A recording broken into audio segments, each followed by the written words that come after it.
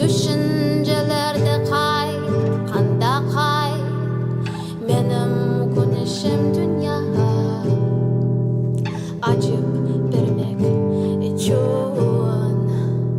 men özümni absolüt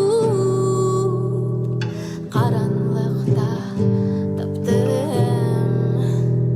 Kimim adım ne? Menim lafımnı nasıl hatırlamaq? Men senden sebep sağlam.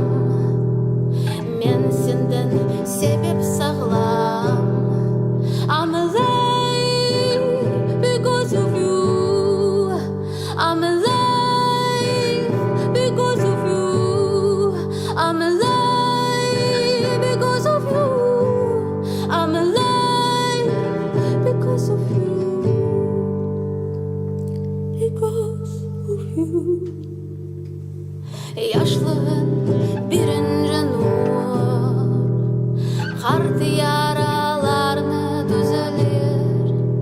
Bugün sen bütün yol Oz ayaklarının geçirsin.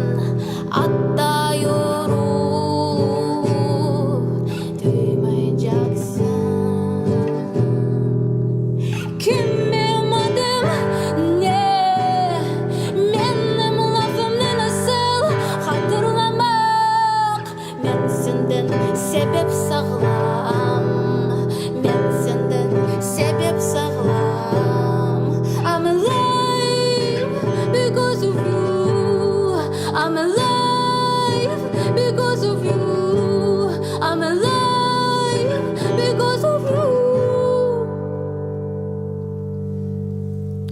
Ben babamın ölü sesi. Men yıkılmacan anamnıň metinligim.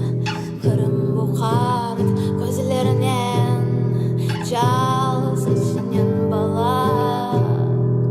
Bu bala deniz dalalarından azad olsun. Kimim adım ne?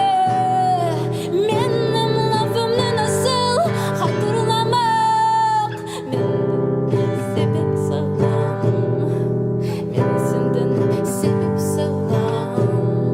I'm alive because of you. I'm alive because of you. I'm alive because of you. Я живий завдяки тобі. Я жива завдяки тобі. Ми живі